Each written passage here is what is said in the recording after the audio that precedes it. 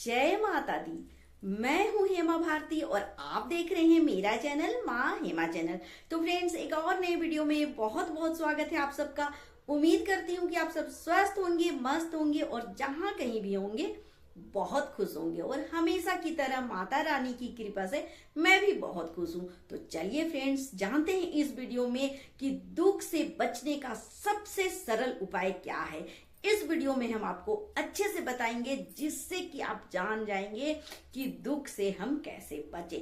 लेकिन इससे पहले अगर आपको मेरा वीडियो अच्छा लगे तो लाइक शेयर कमेंट कर दीजिएगा।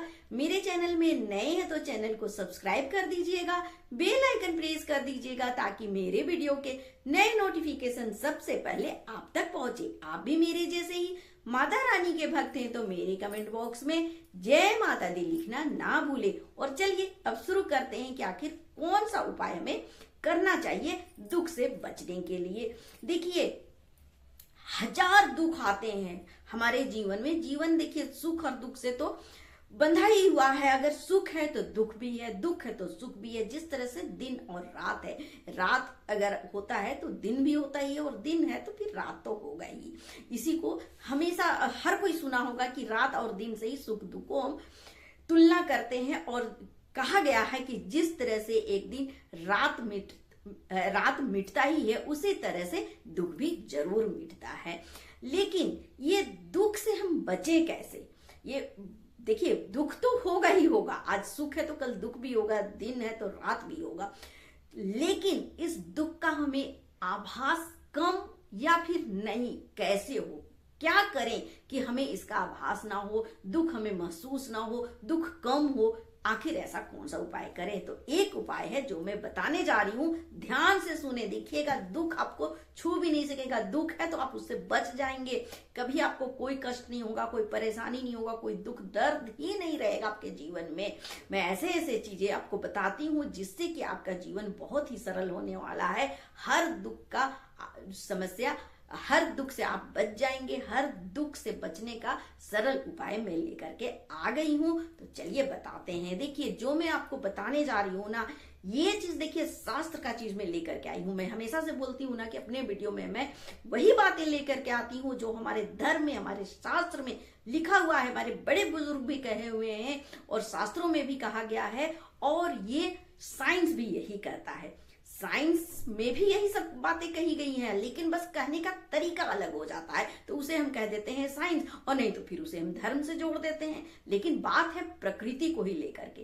प्रकृति ही देखिए सर्वश्रेष्ठ है। प्रकृति से आगे कुछ ना है और ना कभी होगा, क्योंकि प्रकृति से ही सब कुछ ये चक्र चल रहा है। चाहे आपका वो जीवन हो, चाहे मृत्यु हो, सब कुछ ये प्रकृति से ही है। और ये प्रकृति से ही सुख दुख सब कुछ इसी से मिलता है।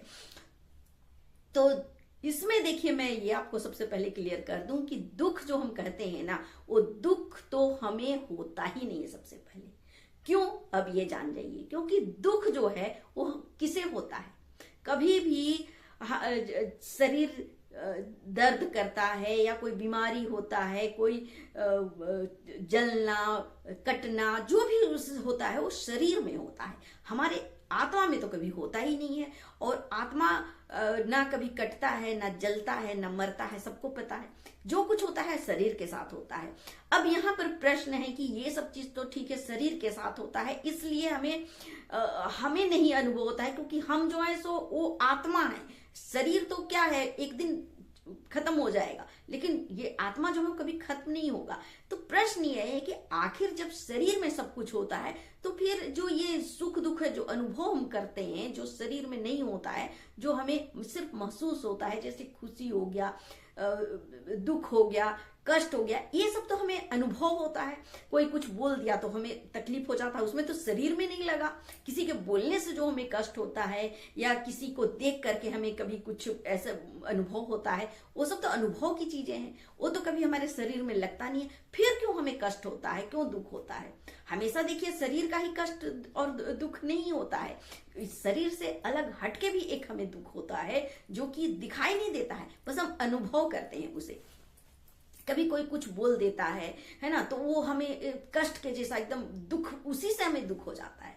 मान लीजिए किसी स्त्री का बच्चा नहीं है तो शरीर में उसमें उसको कोई कष्ट नहीं होते रहता है, शारीरिक कष्ट नहीं होता है उसमें, सिर्फ वो निसंतान है।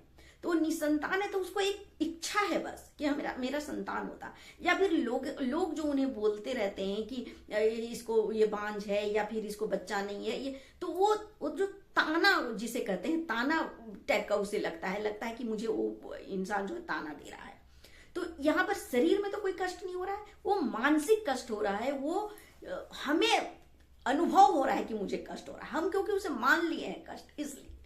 तो ये सब बातें हैं कि जब हमरे मतलब विपरीत चलता है समय तो उसे हम कष्ट मान लेते हैं, और आपके अनुकूल जब सब कुछ चलता है ना तो आप उसे सुख मान लेते हैं, सोचते हैं कि वाह बहुत अच्छा, आप अनुभव करते हैं, बस आपको असल में हो नहीं रहा है। लेकिन यहाँ पर प्रश्न ये है कि आखिर ये अनुभव भी हमें क्यों होता है? ये अनुभव तो आखिर आत्मा को ही होता है, जब शरीर में नहीं हो रहा है तो वो आखिर आत्मा में हो रहा है, तो फिर ये क्यों होता है? इससे हम कैसे बचें? तो यहाँ पर देखिए, यही बात आप अगर गीता पढ़ेंगे तो आपको समझ में आएगा कि गीता में यही बात तो श्री कृष्ण भगवान जी अर्जुन से बता रहे हैं कि देखो अर्जुन, जो ये कष्ट होता है ना, ये शरीर में नहीं होता है और ना आत्मा में होता है। आत्मा और शरीर से एक अलग हट करके बहुत भयानक चीज है, बहुत ही जो आपको हमेशा दुविधा में, परेशानी में, और ये जो जन्म और मृत्यु चल रहा है ना, एक ऐसा चीज है उसी के चलते चल रहा है। तो वो कौन सा चीज है? वो है आपका चंचल मन। ये जो मन आपके शरीर में ही, आपके ही अंदर है एक मन, जो कि बहुत ही भयंकर चीज है। ये मन ही जो है ना आपको बर्बाद करता है। सुख दुख, आपको हर तरह का कष्ट, जीवन मृत्यु, हर चीज के चक्कर में डाल रहा है। वो कौन है? मन है। आपको अगर कुछ गलत करने की इच्छा कर रहा है तो मन कर रहा है। अगर आप दुख और सुख का अनुभव कर रहे हैं तो वो मन अनुभव कर रहा है। आपका आत्मा तो प्रकृति से देखिए बिल्कुल परे है, वो तो समझता ही नहीं है, ना उसे कष्ट होता है, ना तकलीफ होता है, ना वो जीता है, ना मरता। प्रकृति से बिल्कुल उसे अलग बनाया गया है। जो आत्मा होता है, आत्मा तो अपने परमात्मा का ही एक अंश है। जिस तरह से चिंगारी जो है आग का ही एक हिस्सा है, उसी तरह से आत्मा जो है वो परमात्मा का ही एक हिस्सा है। तो परमात्मा को क्या सुख दुख ये सब होता है? कुछ नहीं होता है। दुनिया बनाने वाले को कोई कष्ट नहीं है। तो आत्मा भी तो उसी परमात्मा का एक अंश है, तो उसे क्यों कुछ होगा? वो प्रकृति से बिल्कुल अलग हटके है, उसे ना दुख होता है ना सुख होता है। जो दुख और सुख सब कुछ होता है, अगर शरीर में भी हमें कोई कष्ट होता है, कटता है, जलता है, तो उसका अनुभव हमारे मन को होता है। मन अनुभव करता है तुरंत। और ये मन ही है जो हर जंजाल का, फसाद का जड़ ये मन ही होता है। मन ही हर समय आपको परेशान करते रहता है। मन ही गलत चीज करने के लिए आपको प्रेरित करते रहता है। अच्छा चीज जहां आप करने जाएंगे ना, आपका मन जो है रोक देगा कि नहीं नहीं चलो ना, थोड़ा सा भी ये कर लो। जब आप भजन करने बैठेंगे तो ये मन ही आपको कहेगा कि नहीं नहीं चलो ना, थोड़ा सा मजा कर लेते हैं। ये मन जो है ना आपको हमेशा अच्छे कार्य करने से रोकते रहता है। और ये देखिए, अच्छा कार्य से रोकता ही नहीं है, ये अच्छा कार्य भी करने बोलता है। लेकिन ये मन जो है, जो ऐसा है ना कि वो तुरंत तुरंत बदलेगा, कभी ये कभी वो कभी ये। तो ये मन को ही हमें कंट्रोल में करना है। और ये मन को जब आप कंट्रोल में करेंगे तो आपका बुद्धि भी कंट्रोल होगा, और बुद्धि कंट्रोल होगा तो आपका जो ये पांचों जो है इंद्रियां, वो भी आप कंट्रोल कर पाएंगे। तो मन जो है वो आपके ब्रेन को, आपके बुद्धि तक को घुमा देता है। मन आपको कहेगा कि ऐसे करो वैसे करो, तो ये बुद्धि में पूरा शासन करता है मन। मन जो है वही आपके बुद्धि को, दिमाग को बदल देता है। और बुद्धि दिमाग बदलने के बाद आपका बुद्धि भ्रष्ट हो जाता है। और उसके बाद फिर ये पांचों जो इंद्रियां हैं, त्वचा जो आपका है, आंख है, कान है, जीभ है, जो भी है, ये पांचों चीज वो फिर कंट्रोल में नहीं रहता है। वो चाहता है कि हमने वो चीज देखेंगे, वो गंदी चीजें हम देखेंगे, वो बुराइयां हम करेंगे। आपका जीभ जो है चुगली होनी, ये जीभ जो है सो वो खराब चीज खाने के लिए एकदम बोलेगा। वो मन कहता है कि नहीं हम खाएंगे ही, गलत चीज हम खाएंगे ही। ये कौन कहता है? आपका मन कहता है। और वो जीभ को कंट्रोल में नहीं रहने देता है, और वो गलत चीज खिवा करके ही रहता है। यहाँ जीभ का कोई दोष नहीं होता है, यहाँ पर मन का दोष होता है। आपका मन करेगा कि हम गलत चीज ही खाएं, मन कहेगा कि हम गलत चीज ही सुने, बुराइयां सुने दूसरों का। ये मन ही कहता है कि हम किसी का चुगली करें ही। ये मन ही कहता है कि नहीं हम ये सुख आराम में रहें ही, त्वचा को आराम हो। ये कौन कहता है? मन ही कहता है आपका। तो ये मन जो है ना बड़ा चंचल है, कभी कुछ करवाएगा आपसे, कभी कुछ करेगा। तो आपको अपने मन को कंट्रोल में करना है। अगर आप मन को अपने कंट्रोल में कर लिए तो आपका बुद्धि भी कंट्रोल में हो जाएगा, आपका चारों पांचों जो इंद्रियां हैं वो भी कंट्रोल में हो जाएगा। तो इस तरह से आप मन को अगर अपने वश में कर लिए ना, तो आप उस परमात्मा को भी पहचान पाएंगे, उस आत्मा को परमात्मा से जोड़ पाएंगे। और जब आपके आत्मा जब आप मन को कंट्रोल कर लिए ना, तो आप आत्मा को, अपनी अंतर आत्मा को देख पाएंगे। और जब उस आत्मा को देखेंगे ना, तब आपको दिखाई देगा वो असल में परमात्मा जो है वो, और वो परमात्मा से आपके आत्मा का तार जुड़ जाएगा। तो फिर आप वो सुख दुख हर चीज से आप परे हो जाएंगे और सीधे सीधे आप परमात्मा से जुड़ जाएंगे हमेशा हमेशा के लिए। और जब ये चीज हो जाएगा तो आपको दुख से हमेशा के लिए छुट्टी मिल जाएगा।